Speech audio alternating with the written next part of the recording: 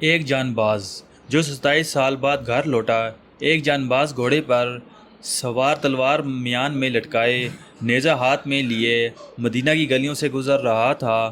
وہ ماضی کی یادوں کو آواز دیتے ہوئے ایک گھر کے قریب ٹھہر گیا۔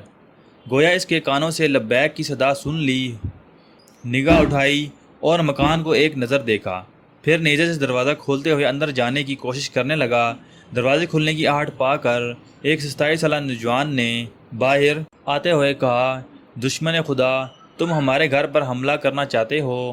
نوجوان کو دیکھ کر نووارث شخص آپے سے باہر ہو گیا اور غصے میں کہا، اے اللہ کے دشمن، تو نے ہمارے گھر میں بلا اجازت داخل ہو کر ہماری غیرت کو للکارا ہے، تجھے چھوڑوں گا نہیں، ابھی اس کا مزہ چکھا دوں گا۔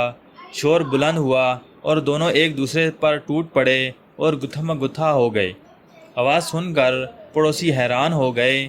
ان کی حیرانی اس وقت بڑھ گئی جب انہوں نے دیکھا کہ ایک نوجوان نووارث شخص سے باہم دستگربان ہے۔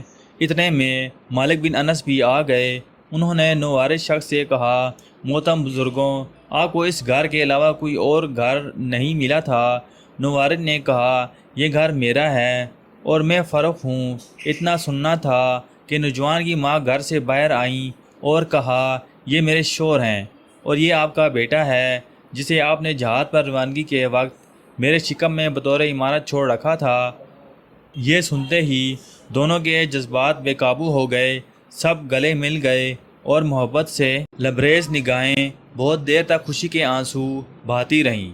فروخت بنو امیہ کے عہد خلافت میں جہاد کے لیے خراسان چلے گئے تھے۔ وہ 27 سال کے بعد گھر واپس آئے تھے۔ انہوں نے 30,000 دینار بطور امانت رکھ چھوڑے تھے۔ اس وقت ان کے بیٹے شکم مادری ہی میں تھے۔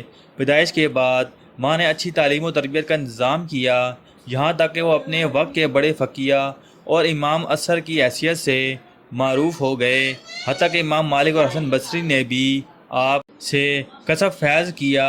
فروخت گھر میں گئے، بیوی سے ہم کلام ہوئے اور کہا، میری وہ امانت جو تمہارے پاس تھی کہاں ہے؟ بیوی نے کہا، میں نے اسے بحفاظت دفن کر دیا، ابھی نکالتی ہوں۔ اس وقفہ میں ربیعۃ المسجد میں گئے، جہاں امام مالک، حسن بصری، شرفائے مدینہ اور بہت سے طالبان علوم دینیا کا حلقہ لگا ہوا تھا۔ آپ حلقہ میں جلوہ افروز ہو گئے۔ دوران گفتگو بیوی نے اپنے شوہر فروخت سے کہا، ذرا مسجد رسول اللہ صلی اللہ علیہ وسلم میں جا کر نماز تو پڑھائیں۔ فروخت مسجد پہنچے، ایک جم غفیر دیکھا، اس کے قریب گئے۔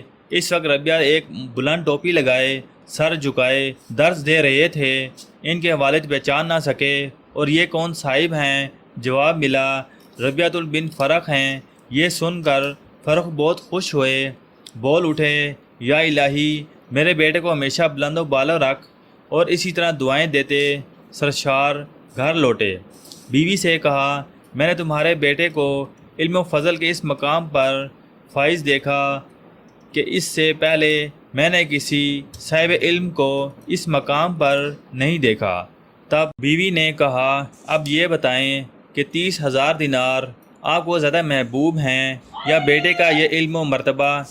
فروخت نے کہا، با خدا، یہ دوسری چیز ہی ہم سب سے زیادہ محبوب ہے۔ بیوی نے کہا، میں نے آپ کا سارا مال بیٹے کی تعلیم و تربیت میں صرف کر دیا ہے۔ فروخت نے بے ساختہ فرمایا، اللہ کی قسم، تم نے میرا مال ضائع نہیں کیا۔